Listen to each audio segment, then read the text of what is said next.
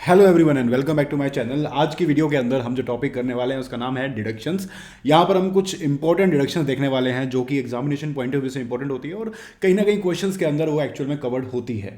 जो कुछ बेसिक आपकी डिडक्शंस हैं चैप्टर 6 से की, उनको मैं स्किप करते हुए जो रेलिवेंट हैं, जिनको एक्चुअल में समझाने की ज़रूरत है, आपको याद करने की ज़रूरत है, उनके ऊपर हम यहाँ पर फोकस करने वाले हैं। सो गाइस, सबसे पहले हमारे पास यहाँ पर आती है सेक्शन नंबर 80 JJAA। अब ये किस बारे में बात करती है? इस डिडक्शन के अंदर कोई भी कंपनीज हैं जो अभी अभी जिन्होंने अपना बिजनेस स्टार्ट किया है या फिर ऑलरेडी रनिंग बिजनेस के अंदर हैं और जिन कंपनीज को 44AB के अंदर ऑडिट की रिक्वायरमेंट होती है, उन सबको यहाँ पर इंक्लूड करके चला गया है। उनके ऊपर ये जो डिडक्शंस हैं वो एप्लीकेबल हो जाएगी, उनको ये चीज़ मिल जाएगी। 44AB क्यों बोला गया है यहाँ पर? क्योंकि इस डिडक्शन को लेने के लिए आपका एक इंपॉर्टेंट आपकी जो रिक्वायरमेंट है, प्री रेक्विजिट है, वो ये बनता है कि आपको ऑडिट कराना ज़रूरी है। तो बेसिकली जो कंपनी ऑडिट कराएगी उसी को ये डिडक्शन मिलेगी। सो यहाँ पर आपका एक ऑडिट तो आ गया, आपका एक बेसिक रिक्वायरमेंट यहाँ पर, ठीक है। अब आगे चलते हैं कि ये मिलती किस तरीके से है। तो भाई इसके अंदर क्या होता है कि आपने जितने भी एडिशनल एम्प्लॉयज़ अपनी कंपनी के अंदर लेके आए हो आप, ठीक है, उन सब एडिशनल एम्प्लॉयज़ के ऊपर आपको यहाँ पर डिडक्शन मिलेगी। अब एडिशनल एम्प्लॉयज़ किस तरीके से हम डिटरमाइन करने वाले हैं, तो एक बार को अगर आप मान लो कि आपके पास दो टाइप के बिजनेसेस हैं।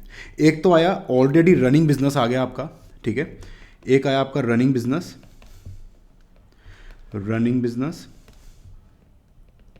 और एक आया आपका नया बिजनेस।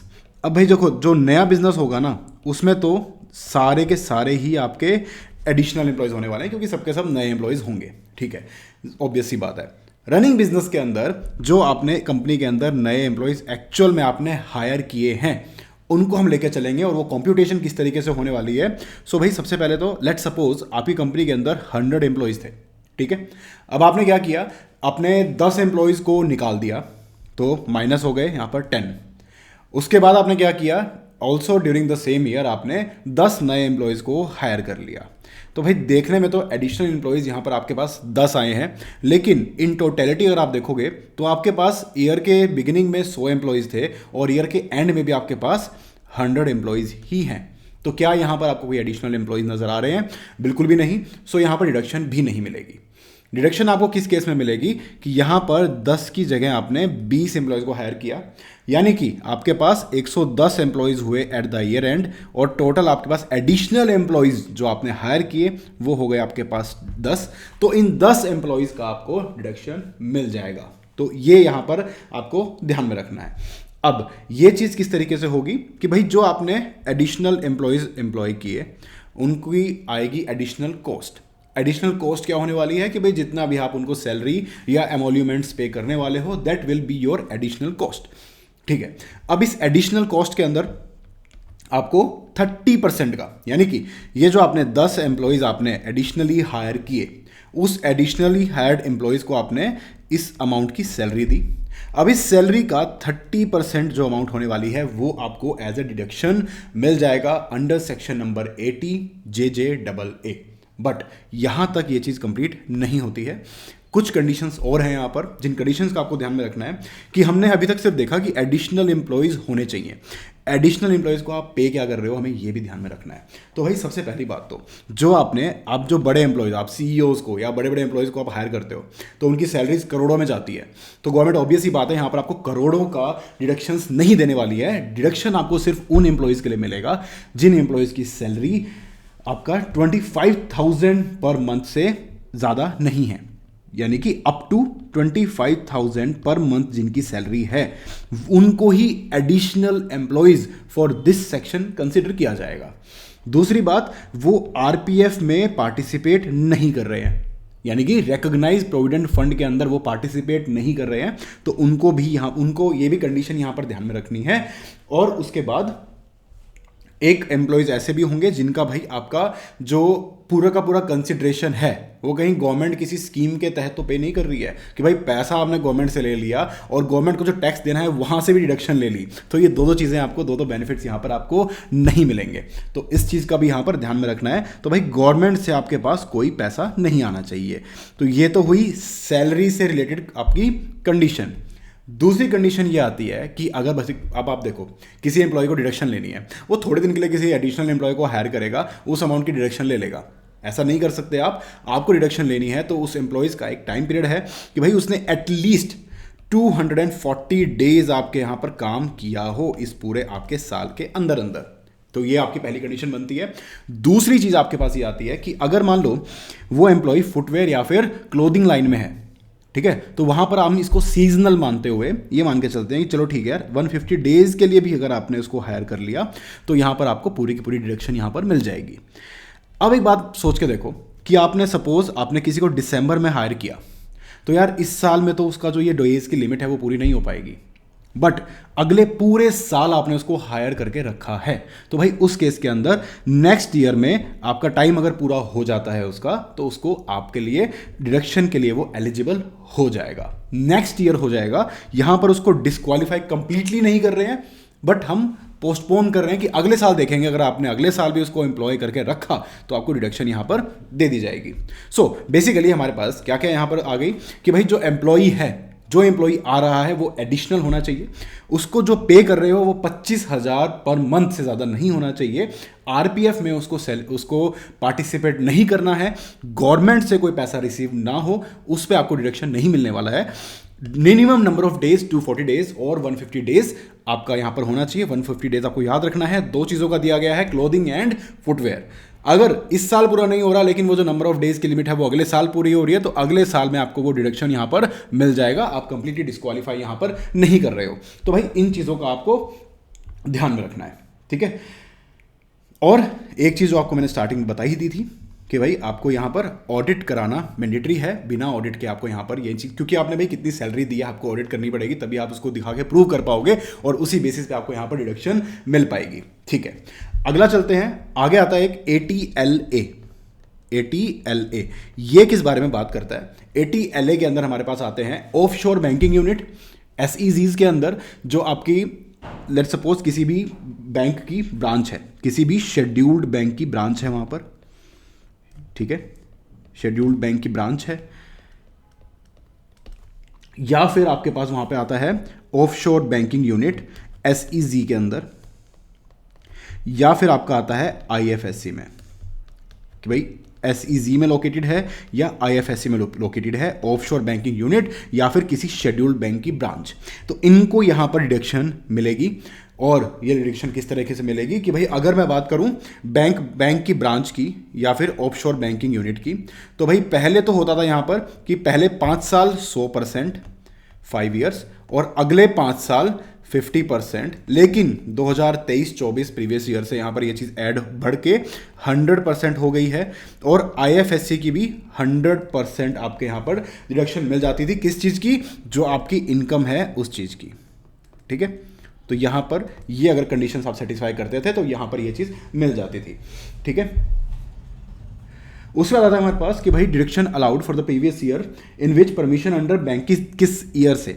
अब जैसे मान लो कि भाई किस प्रीवियस ईयर से आपको डिडक्शन मिलेगी, तो भाई जिस प्रीवियस ईयर से आपको यहाँ पर परमिशन मिली है, लेट सपोज 2023 और 24 में आपको ये बिजनेस स्टार्ट करने की परमिशन मिल गई है RBI से, बैंकिंग एक्ट के अंडर या जिस भी आपके रिस्पेक्टिव अथॉरिटी के अंडर आपको परमिशन लेनी होती है, तो उस प्रीवियस ईयर से आपकी जो डिडक्शंस हैं यहाँ पर वो चीज़ यहाँ पर शुरू हो जाएगी, ठीक है। और एलिजिबल इनकम कौन सी है कि भाई any income from OBU in IFSC, offshore banking unit in IFSC, या फिर OBU ऑफ SEZ और आपका IFSC, इन दोनों के ऊपर आपकी एलिजिबिलिटी यहाँ पर आती है। तो भाई यहाँ पर ये बेसिक चीज़ें थी। तो बेसिकली क्या हुआ कि भाई आपकी कोई ब्रांच है या फिर आपका कोई बैंक की ब्रांच है या फिर OBU है कहाँ पर, SEZ के अंदर, या फिर IFSC कोई यूनिट है, तो उसकी जितनी भी इनकम्स हैं उसका बेसिकली 10 साल तक आपको 100% इनकम का डिडक्शन यहाँ पर मिल जाएगा। बेसिकली यहाँ पर एक बिजनेस को बढ़ावा दिया जा रहा है कि यार आपको आपका बिजनेस यहाँ पर प्रमोट करने के लिए कि इस जगह पर आप जाकर बिजनेस करें।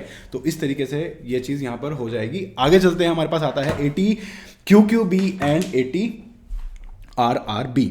अब ये दो अलग अलग सेक्शंस हैं, इनका रोल आपको ज़्यादातर देखने को मिलेगा DTAA के चैप्टर के अंदर। यहाँ पर आपको किसी की इनकम दी जाएगी कि भाई वो रॉयल्टी कमा रहा है या फिर उसको कहीं से पेटेंट से वो इनकम हो रही है, तो वहाँ पर आपको ये चीज़ का डील करना पड़ेगा, और वो किस तरीके से होने वाली है। तो भाई पहली बात तो ये रेजिडेंट इंडिविजुअल पे होती है, ठीक है, इंडिविजुअल होना चाहिए और रेजिडेंट होना चाहिए, ये आपको ध्यान में रखना है। सेम वे पेटेंट के केस में भी आपका रेजिडेंट इंडिविजुअल।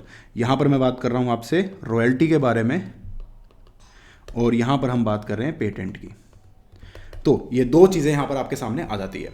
उसके बाद इसके अंदर कितनी अमाउंट की लिमिट है, तो भाई दोनों के अंदर ना आपके पास अमाउंट की लिमिट आती है 3 लाख रुपए, यहां पर भी और 3 लाख रुपए यहां पर भी। यानी कि जितनी आपको रॉयल्टी या जितना आपको पेटेंट से आपको पैसा रॉयल्टी पेटेंट से आया, या फिर आपको जो रॉयल्टी मिली वो बुक से या किसी लिटरेरी वर्क से या फिर किसी साइंटिफिक नेचर के किसी वर्क से आपको रॉयल्टी मिली, और या फिर आपको पेटेंट जो था उससे आपको रॉयल्टी इनकम हुई। बेसिकली है दोनों रॉयल्टी इनकम, बट ये सिर्फ पेटेंट की है, इसको ध्यान में रखना। कौन सा सेक्शन आपका, सेक्शन नंबर RRB 80 RRB। और ये जो है रॉयल्टी की जिसमें मैंने आप बात करी बुक्स के बारे में, लिटरेरी बुक्स, लिटरेरी या फिर आर्टिस्टिक या साइंटिफिक नेचर की बुक्स, बेसिकली बुक्स किसी भी नेचर की जो बुक्स हो सकती हैं, इन तीनों में से आपका नॉवेल्स हो सकती हैं, आपकी कुछ साइंस की किताबें हो सकती हैं, या फिर कोई नॉर्मल आर्ट से रिलेटेड कोई चीज़ें बुक्स हो सकती हैं। तो उन सब चीज़ों की यहाँ पर आपको मिलेगी। दोनों में वैसे डिफरेंस नहीं है, बट सेक्शन का डिफरेंस है। आपको अगर आपको वहाँ पर कोट करना पड़ा तो वहाँ पर आपको दिक्कत आ सकती है। एक चीज़ का और ध्यान रखना है कि भाई बुक्स की रॉयल्टी के अंदर ना एक एडिशनल पॉइंट क्या है कि जो रॉयल्टी की इनकम है उसको क्या ट्रीट करेंगे। तो भाई नॉर्मली तो आपको जितना रिसीव हुआ, अगर आपको लमसम में रॉयल्टी मिल रही है तो जितनी रिसीव हुई, यानी लेट्स सपोज आपको 10 लाख रुपए रिसीव हुई, तो भाई मैक्सिमम आपको 3 लाख रुपए तक की डिडक्शन यहाँ पर मिल जाएगी।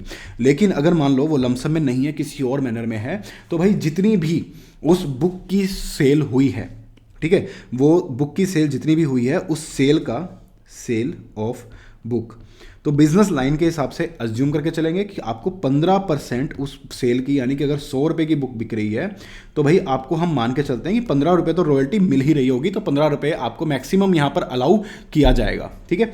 तो यानी कि अगर मान लो वो 15 रुपये निकाल के जो टोटल अमाउंट बन रही है वो 5 लाख बन रही है, तो आपको मैक्सिमम रॉयल्टी आपकी यहाँ पर 3 लाख रुपये ही मिलने वाली है, ठीक है। उसके बाद बात करते हैं इन दोनों पॉइंट्स रिलेटेड। एक बात है कि अगर मान लो ये जो इनकम है DDAA के अंदर, जब ये पॉइंट आता है कि आपने बाहर से इनकम कमाई है, ठीक है, तो आपने इंडिया के, ये है इंडिया के बाहर से आपके पास इनकम आई है, तभी यहाँ पर DDAA के प्रोविजन होते हैं, क्योंकि आपके पास एक तो इंडिया की इनकम है और एक बाहर की इनकम है। तो यहाँ पर क्या होने वाला है कि जो बाहर से इनकम है वो रिपैट्रिएट की जाएगी इंडिया के अंदर विद इन 6 मंथ्स, या फिर आपके RBI ने जो भी टाइम अलॉट किया है उसके, अगर उससे अलग या उससे कम भी हो सकता है, उससे ज़्यादा भी हो सकता है, तो उस केस के अंदर, बट यहाँ पर 6 मंथ्स तो आपको दे ही दिए जाएंगे।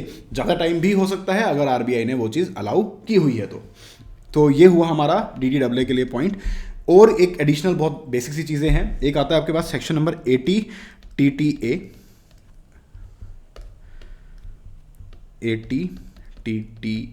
और 80 TTB। अब भाई ये दोनों किस बारे में बात करते हैं। 80 TTA अप्लाई होता है नॉर्मल इंडिविजुअल पे और HUF पे, इंडिविजुअल या फिर HUF, और 80 TTB अप्लाई होता है आपके पास सीनियर सिटीजन के ऊपर, रेजिडेंट सीनियर सिटीजन पे। अब इसके अंदर जो आपने इंटरेस्ट कमाया बैंक में डिपॉजिट से, आपने कोई भी इंटरेस्ट कमाया पोस्ट ऑफिस में बैंक में डिपॉजिट करा के, तो उसके ऊपर 80 TTA के अंदर तो आपको डिडक्शन मिल जाएगी कि जितना आपने इंटरेस्ट अमाउंट आपको मिला, और 10,000 which ever is lower,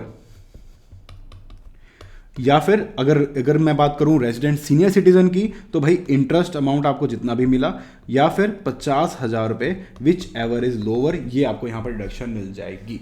okay, तो भाई यहां पर इंटरचेंजेबिलिटी नहीं है।